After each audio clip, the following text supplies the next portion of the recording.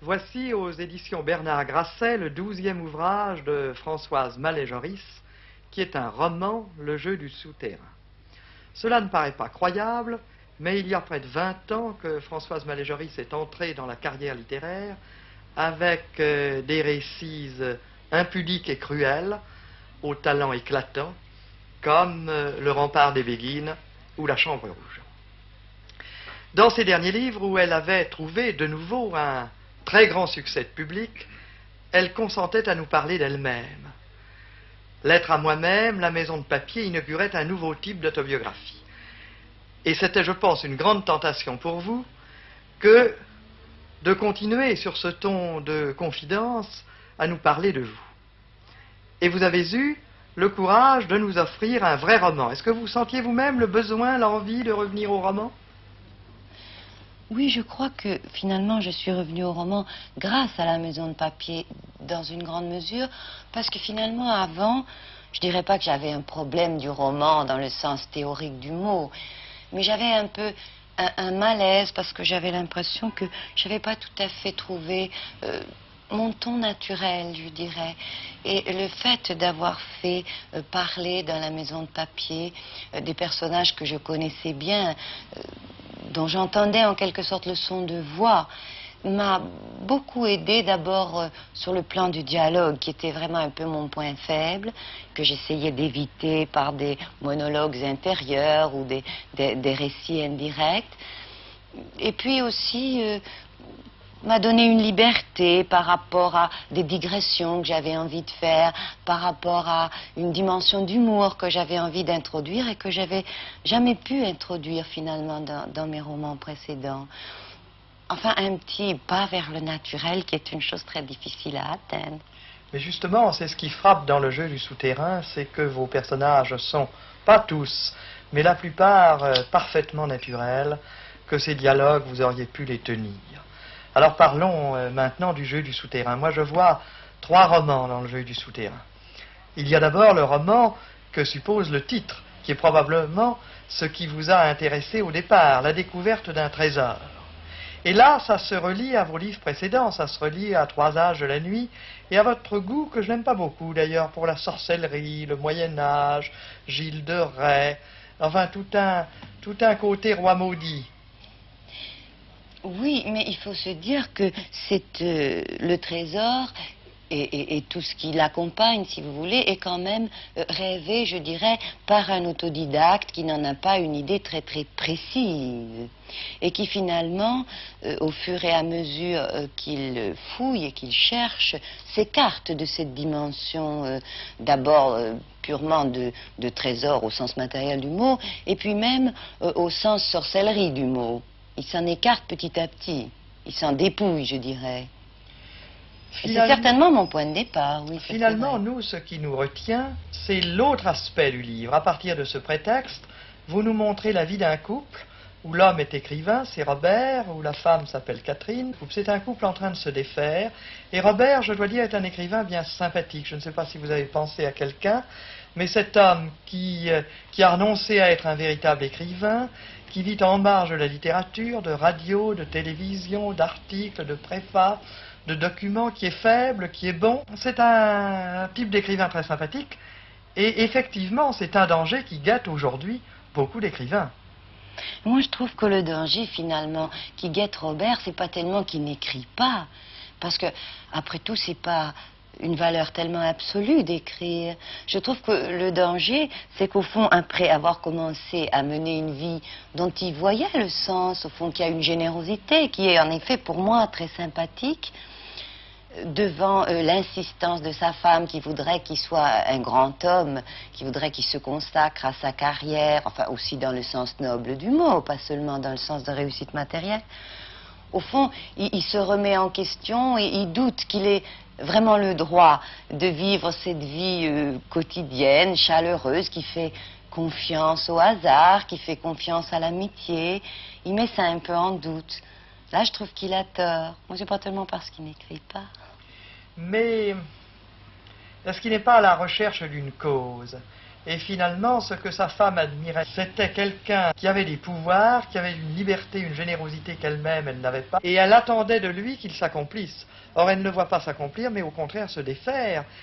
Oui, elle désire au départ ardemment qu'il écrive ce livre, parce qu'elle croit dans la vocation d'écrivain dans un sens qui est profond, mais qui est aussi étroit.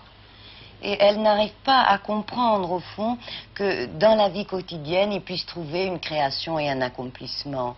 C'est un tempérament tout à fait opposé au sien, qui certainement l'a attiré aussi, mais qui, au long des années, aussi la révolte.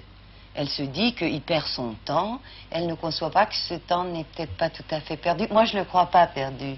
Pour moi, c'est le personnage sympathique. Mais je crois que c'est en effet le Moi, personnage j'aspire à ce qu'elle le sympathique. comprenne. D'abord par sa générosité, ensuite par sa liberté, et puis par son dédain des modes. C'est quelqu'un qui est tout à fait indemne des modes, des clichés, de l'existence littéraire. Et puis il a ceci de sympathique, c'est qu'il se passionne pour ses personnages, il s'intéresse aux gens qu'il trouve autour de lui au moment où il fait son roman, c'est-à-dire à la vie. Oui, certainement. Et il s'intéresse au fond tellement à la vie qu'il ne trouve plus la distance, qu'il ne trouve plus le temps, le silence intérieur qui est nécessaire pour la restituer dans un livre.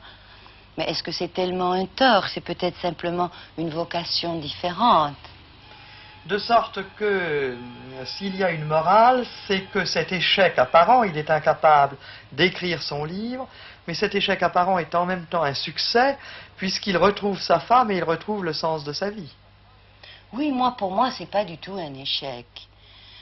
Je trouve que c'est plutôt une réussite dans la mesure où il n'était peut-être pas fait pour écrire, et dans la mesure où, mon Dieu, quand on regarde derrière soi, qu'on regarde sa vie, c'était peut-être tout aussi important d'avoir des conversations avec Mélusine ou avec d'autres amis que d'avoir une pile de livres derrière soi. C'est aussi bien d'avoir une pile de livres derrière soi, mais c'est pas mieux. On sent que vous avez une grande haine pour les livres et pour les œuvres concertées. Oh, le mot est fort. Vous auriez détesté Valérie. Il y a Jean-Francis qui est un tout petit épigone de Valérie dans votre livre, et vous en faites un ridicule. Mais je ne trouve pas que Jean-Francis soit un personnage totalement ridicule, dans le sens où quand on dit ridicule, on implique qu'on ne l'aime pas. Je crois que c'est un personnage comique, mais après tout, c'est peut-être un grand poète, Jean-Francis. Il n'y a pas de raison pour qu'un grand poète ne soit pas dans la vie quelqu'un d'un peu comique. Oui. Et même, je dirais que quand on aime les gens, et même quelquefois les idées, on aime aussi à en saisir l'aspect drôle. Je crois que quelqu'un que j'aimerais vraiment, ou même une idée à laquelle je croirais vraiment, j'aimerais en voir l'aspect un peu humoristique pour la dépouiller de sa solennité. De même, le couple de Bernard et de Geneviève, que vous présentez avec humour, et peut-être avec plus de sympathie que Jean-Francis, vous en voyez bien les limites. Mais est-ce que ce n'est pas le côté ordonné de Bernard et de Geneviève qui vous agace? Oh, peut-être, peut-être il y a un peu de parti pris personnel là. Mais c'est pas non plus un couple antipathique, et c'est un couple qui s'entend bien. Je veux dire que dans vos personnages, et ceci alors remonte très loin dans votre œuvre, ce ne sont pas les gens adaptés qui vous intéressent. Ce sont les autres, ce sont les désinsérés, les désadaptés. C'est le redoutable Anselme, ce repris de justice. C'est la bonne Mélusine qui est à moitié folle. Et depuis qu'elle a été violée, je ne sais pas si elle a été vraiment violée, encore toute jeune. Ce sont des gens comme ça. Les gens très organisés, on sent que vous vous méfiez. Vous les trouvez secs, comme Catherine. C'est dire que j'aime bien battre un peu en brèche la notion. J'aime pas les mots de raté, j'aime pas les mots de inutilisable. Vous voyez? Et c'est pour ça que j'aime bien ces personnages que, en général, on considère comme un peu en dehors, et je trouve qu'ils peuvent apporter autant, je ne dirais pas plus, mais autant que des gens qui sont socialement réussis, si vous voulez. C'est vrai, je dirais pas que plus. Des gens dont on dit qu'ils sont ratés sont au moins des gens qui ont le mérite d'avoir tenté quelque chose, Voilà. très souvent. Et vous parlez du nouveau roman, vous faites beaucoup d'éloges du nouveau roman, vous félicitez ces écrivains qui sont appliqués, sérieux, qui appliquent des règles, etc. Et puis vous terminez en disant « Dieu qu'ils sont emmerdants ». C'est ce que vous pensez ou c'est ce que pense votre héros? Non, c'est ce que pense mon héros et je dirais que parfois je le pense, disons, à 40%, qu'il y a des œuvres dans ce qu'on appelle le nouveau roman et qui englobent des choses très très différentes. Il y a des œuvres que j'aime beaucoup et il y a aussi une mentalité autour de ces œuvres qui a rendu assez ennuyeux les mauvais romans. C'est plutôt ça que je reprocherais aux nouveaux romans, si vous voulez. C'est que autrefois, il y avait de bons romans qui étaient difficiles et des mauvais qui étaient drôles. Tandis que maintenant, même les mauvais ne sont plus drôles. Du moins, ne l'ont plus été pendant une longue période. Robert, dans Le jeu du souterrain, s'intéresse beaucoup à ses neveux, Manuel et Marina, qui sont des adolescents assez charmants. Mais ce qui m'a frappé, c'est que ces adolescents ont des attitudes et une supériorité d'adultes, alors que les adultes ressemblent souvent à ce que nous appelons des enfants. Est-ce voulu? Je crois que c'est vrai. Je ne sais pas si c'est voulu, mais je crois que c'est vrai. Je crois qu'il y a beaucoup d'enfants, enfin de jeunes gens, je dirais, autour de 14 ou 15 ans, qui ont au fond une vision de la vie qui est plus sérieuse, qui est plus profonde, que beaucoup de gens plus âgés qui se sont laissés disperser des questions importantes. Un autre point m'a frappé, et il est d'autant plus frappant qu'il ne s'agit plus d'une présence, mais d'une absence. Dans La maison de papier, sans aller jusqu'à dire que c'était le livre d'une conversion, Dieu, sa présence, une certaine forme de vie religieuse occupaient une très grande place, et c'était nouveau dans votre œuvre. Or, dans Le jeu du souterrain, Dieu est d'une manière générale, disons, une conception métaphysique et morale de l'existence, n'apparaissent absolument pas. Est-ce que c'est parce que vous avez changé, ou parce que Le jeu du souterrain vous touchant moins directement, vous n'avez pas jugé utile d'aborder ces problèmes?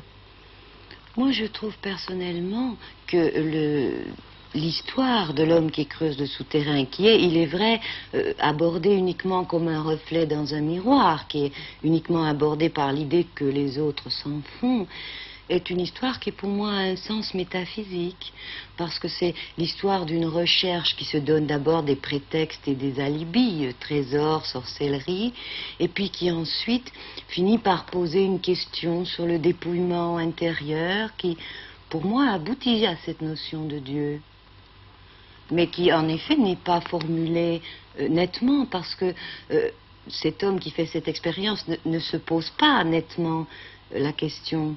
Mais elle débouche quand même sur cette question de Dieu, je trouve. C'est en cela que votre roman me paraît ambigu. Et que c'est ce qui fait aussi son intérêt, c'est qu'il y a une lecture sur deux plans. En apparence, c'est l'histoire d'un couple qui se défait et qui se refait au dernier moment, on ne sait pas pourquoi, à la suite d'un hasard, d'un malentendu, parce que Reine, la maîtresse de Robert, s'est fâchée et l'a quitté, ou parce que Robert n'arrive pas à terminer son livre, je ne sais pour quelle raison. Et puis, il y a en effet une lecture plus intérieure, et dans laquelle nous avons le sentiment que toute tâche humaine est nécessairement inachevée, et que le jeu de la vie, c'est d'arriver à une perfection que nous ne toucherons jamais. Et de ce point de vue, votre écriture elle-même est ambiguë, vos personnages sont équivoques.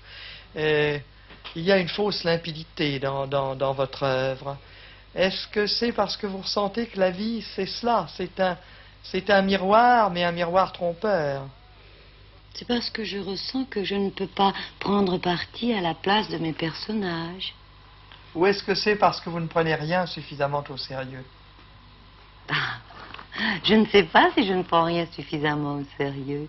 Je crois que mes personnages prennent au sérieux l'histoire du souterrain, mais la prennent au sérieux sous des angles très très différents. Ceux qui la prennent au sérieux sont dingues. Les seuls à prendre vraiment au sérieux le jeu du souterrain sont des dingues. Peut-être qu'ils ne sont pas si dingues qu'ils en ont l'air.